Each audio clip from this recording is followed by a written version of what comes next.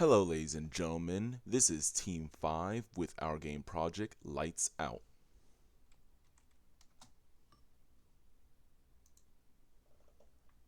Now, real quickly, we're going to do some roles and acquisition. So, we have Zach, who's in charge of map design, player shooting, and some of the animations. Angela was in charge of the card mechanics. Sean, was in charge of the player animations, the background music, and the sound effects. Aiden was in charge of enemy behavior, player controls, and light mechanics. Daniel was able to handle the card animations as well as some of the card features.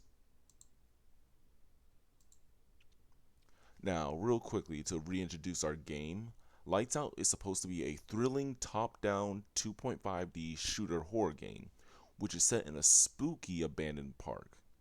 Players survive by killing the waves of ghosts and zombies, collecting batteries for flashlights, and collecting power up cards. The map would unlock progressively as you play through and makes the game more challenging over time.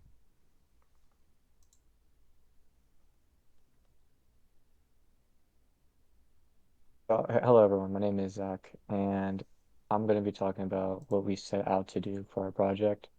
So, we wanted to have at least 10 rounds or more in our game, and we wanted to incorporate each round to be a little harder than the other rounds in the game.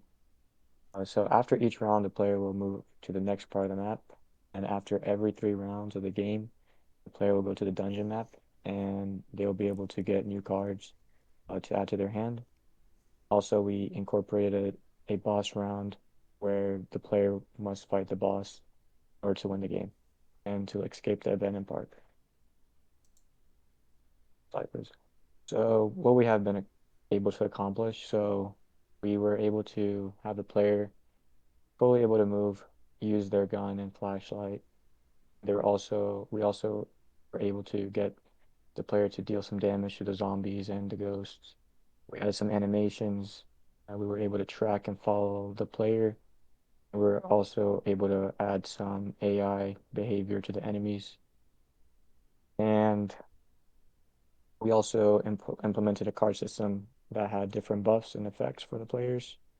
And we incorporated a dungeon where player can earn and exchange their cards throughout the game. And we were able to create playable maps for the player to play through.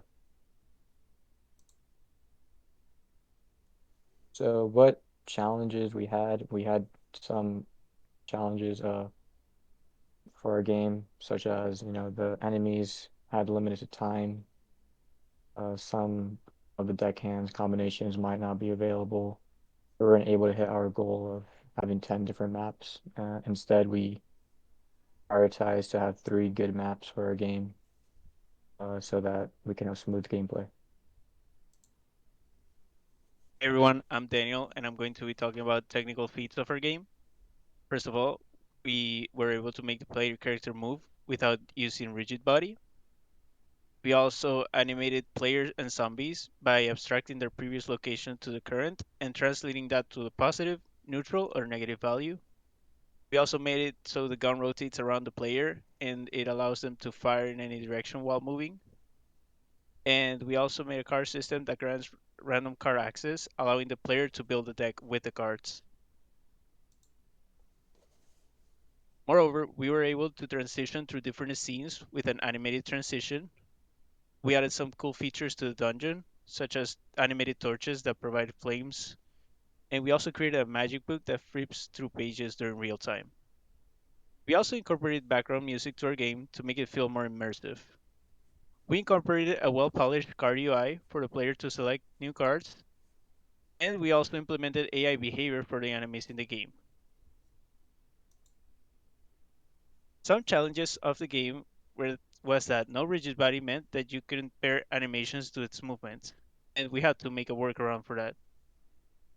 Zombies also struggled with the animations, and we needed to make a new script for enemies to play their movement animations. We had a lot of problems with GitHub, so we also had to incorporate Git LFS so we could deal with large databases. We found a we were having trouble finding a suitable top-down ghost sprite, so we decided to leave it like this since it gives a ghost vibe, but we might replace it. And we also lost the original map, which made us slow down production. I'm Aiden. I'll be talking about most of the results we got for playtesting. One of the major results one of the major pieces of feedback we got uh, was that the aiming mechanic was a little bit off with the player. So sometimes shots that looked like they should have hit didn't. So we spent a while refining that. Another issue was enemies and batteries were spawning in strange locations. Sometimes all the batteries would spawn in like one location on the map, which made it very difficult to find batteries to stay alive if you didn't find that one location. But now enemies and batteries spawn more spread. They try to spawn more spread out if they can. Enemies also wouldn't spawn after the first round. We had to rework the spawning a little bit to make that happen. One of the major pieces of feedback we received as well was that enemies were too easy to deal with. That posed as much of a challenge. It was really just the flashlight and the batteries that did. So making the battery and flashlights easier, we decided to give the zombies some more health and more speed to make them a little bit more of a challenge.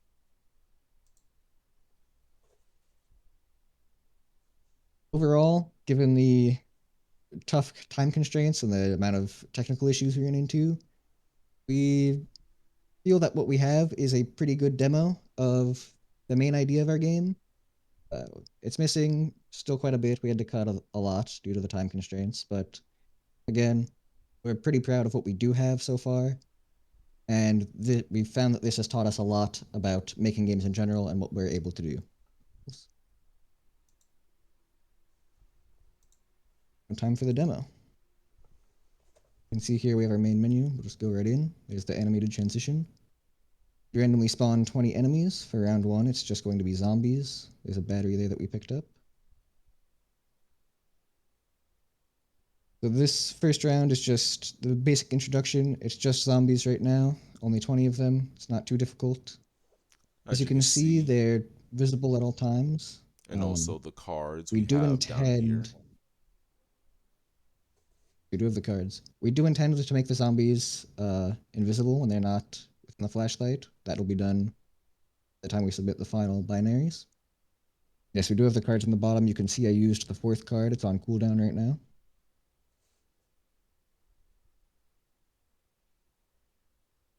In the top left, we have our enemy count. There are 3 left. There they are. As soon as we kill this one, round 2 starts. Now I believe it's 25 zombies and 5 ghosts. This is when we introduce the ghost enemies. The ghosts are special in that they can go through walls and obstacles, and they will try to avoid the player's flashlight.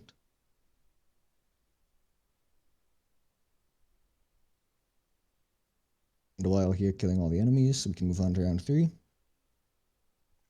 We also show off the batteries to make sure we don't spawning of the batteries as well, which they used to, like you said, they did used to be gathered up in one place, so now the batteries work much better. Oh, and look right there. Yes, previously. The ghost. Yes, it's avoiding the flashlight. So if I'm pointing the flashlight towards it, it'll keep its distance, try to move to the side to get out of it.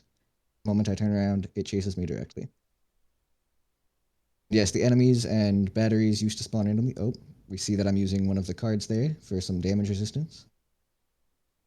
The enemies and batteries used to spawn randomly. Now it'll go through, I believe it's 25 attempts, trying to find a location that is both not inside of an object and far enough away from the player and from other batteries or other enemies.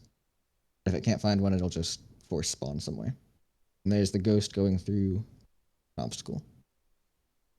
Round 3 is a bit of a tougher one. I think it's 30 zombies, 10 ghosts.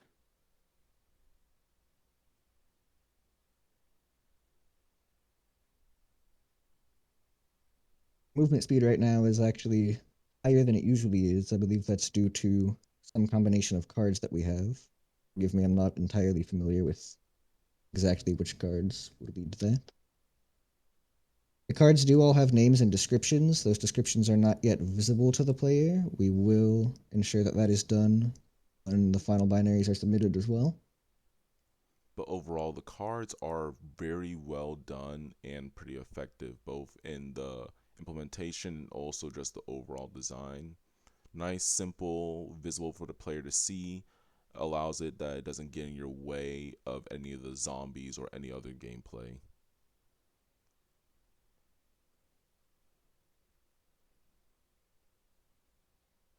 One more enemy I'm looking for. So checking for Teleporter's right there. batteries. There's a battery. There's the ghost. As soon as we kill that ghost, we move on to the card drawing scene. We will have a separate map for this, but right now it just skips directly to the scene. And here we can see that I am replacing some of the cards in my hand with those. And now since I have 3 blood cards, my damage is significantly increased. I got rid of one of the cards that buffed my move speed. I'm moving much slower. But whereas zombies used to take 2 shots to kill, it is now 1. Will likely rebalance their health again, or resubmit the final binaries as well. But basic mechanics are there. And now when I turn the flashlight off, you can see my health starts to drop rapidly. That's all for the demo. We will have, that was, I believe, 3 full rounds in the beginning of the 4th round. We will have 9 rounds and then one final round and a new map.